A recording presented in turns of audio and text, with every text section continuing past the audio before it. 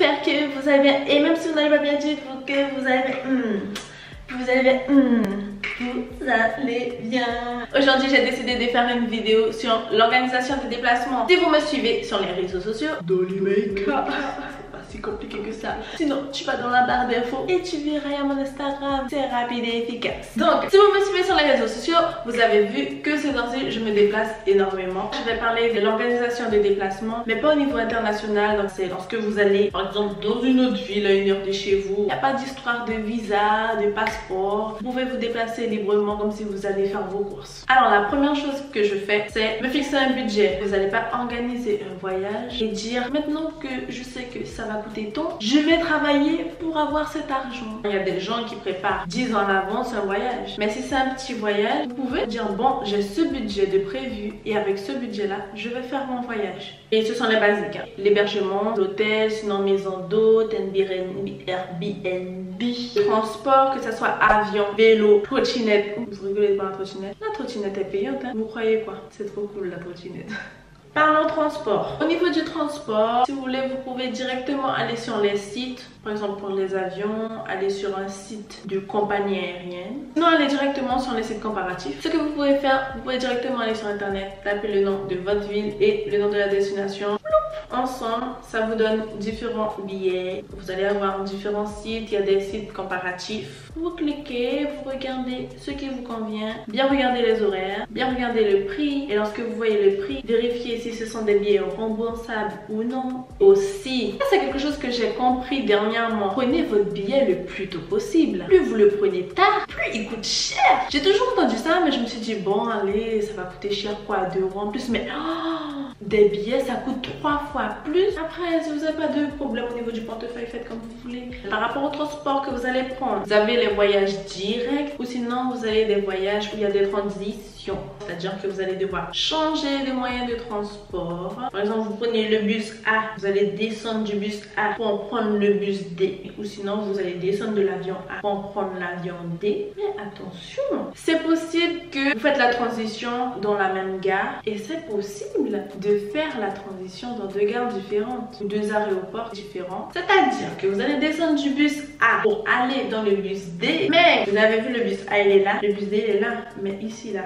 c'est quoi ça? C'est le chemin qu'il y a à faire. Donc, vous devez même vous renseigner avant même d'être sur place. Combien de temps vous allez prendre pour aller de là à là? Après, sur les billets, c'est souvent écrit. Ça dépend de ce que vous avez pris. En plus de regarder combien de temps vous allez prendre pour aller du point A au point D, quel transport prendre pour aller du point A au point D, il faut regarder aussi les tarifs. Même si c'est pas grand chose, renseignez-vous. Combien vous allez devoir payer pour aller du point A au point D, même si c'est 1 €, il faut savoir. Si vous faites partie des gens qui n'ont pas l'habitude de se promener avec de la monnaie, au moins là, vous savez qu'il vous faut de la monnaie. Il y a des guichets où vous pouvez directement prendre les billets, mais il y a aussi des arrêts bus où il n'y a pas obligatoirement les billets si vous devez prendre le bus. Passez sur place, si vous avez un gros billet de 20, il y a des bus qui n'acceptent pas le billet de 20. Donc vous êtes obligé de faire de la monnaie. Ou sinon, vous marchez.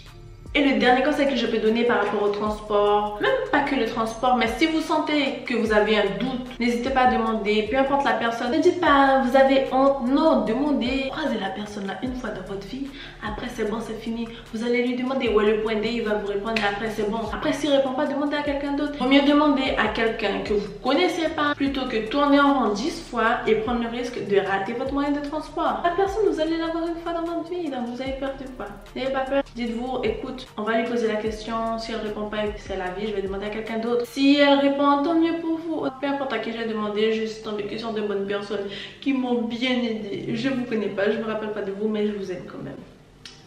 Et maintenant, on va parler des hôtels. Ah, imaginez ce bon matelas. Une place ou 2 places, peu importe, le confort avant tout. Alors pour l'hébergement, vous avez aussi des sites comparatifs où vous pouvez trouver un hébergement. Lorsque vous sélectionnez, que ce soit un hôtel, peu importe l'hébergement, il faut bien lire. J'ai failli me faire avoir tellement de fois. Vous savez que je suis étudiante, j'ai un budget étudiant, moins t'es cher, plus je t'aime, plus t'es accessible, que ça soit au niveau des trajets, c'est-à-dire il n'y a pas énormément de trajets. En plus t'es dans le centre-ville, en plus tu proposes ci, tu proposes ça. Je veux. Mais je suis souvent tombée sur des cas, on te montre que c'est pas cher, tu dois payer la serviette en plus, les produits en plus, le petit déjeuner déjeuner en plus. Bon, le petit déjeuner c'est dans énormément d'hôtels, c'est pas compris, donc c'est pardonnable. Mais c'est pour vous faire comprendre qu'il faut bien lire. À un moment, j'ai vu qu'il y avait une chambre qui était pas chère du tout. Et quand j'ai bien lu, mais bien évidemment que c'est pas cher. C'était une chambre avec salle de bain et toilette collective. Je me dis c'est bien, il y a certaines personnes qui peuvent aller. Moi non, je suis pas prête à ce genre de choses là. J'ai trop de scénarios de films dans ma tête où je me dis salle de bain collective, mais si je me lave, après il y a quelqu'un qui débarque, je connais personne. Les capons vivent longtemps, les peu revivent longtemps. Toujours par rapport à l'hôtel, vérifiez la distance de l'aéroport à votre hôtel. Ce que je dis, ce sont des choses logiques, mais à certains moments on n'y pense pas. Des fois on l'oublie. Peut-être même toi, tu as l'habitude de faire je sais pas combien d'organisations, mais aujourd'hui tu as oublié de faire ça. Eh mais quelle est là pour te rappeler ça? Au niveau de l'hébergement, vérifiez bien les heures d'entrée et de départ. Vérifiez à quelle heure vous pouvez rentrer dans la chambre, vous pouvez arriver dans la chambre, marquez votre empreinte dans la chambre, utilisez les toilettes de la chambre et à quelle heure vous devez partir. Il y en a c'est de 23h à 23h, il y en a c'est de 19h à midi, tout varie tout fonction de l'établissement. Je reviens sur les transports, vérifiez le réseau de transport en commun si vous pensez que vous devez en utiliser. Par exemple, vous êtes de l'hôtel, vous avez un rendez-vous à cet endroit, regardez s'il y a un bus, un métro dans les parages que vous pouvez prendre pour aller là-bas. Je vous dis ça parce que j'ai failli me faire avoir. Si vous prenez un hôtel pas cher à 6 km de votre prochain lieu de rendez-vous, il n'y a aucun transport en commun, comment vous allez au rendez-vous? Vous allez appeler un taxi? Un Uber? Oui, c'est possible, mais j'espère pour vous qu'il y aura vraiment un taxi, un Uber là où vous serez. Souvent, les hôtels et tout qui sont assez loin, ce sont des hôtels pas chers parce que justement c'est loin de la ville. Ce sont des hôtels agréables, mais si t'as pas moyen de transport. Et on a presque fini. On a pensé au transport, on a pensé à l'hôtel et après on pense à quoi?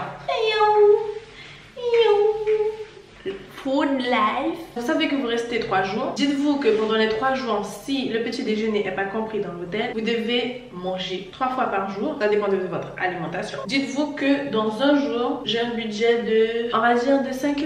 Tout dépend de ce que vous voulez manger. Si vous voulez manger au restaurant, on va dire 10 €. Vous mangez bien là, 10 € quand même. Un bon petit fast food.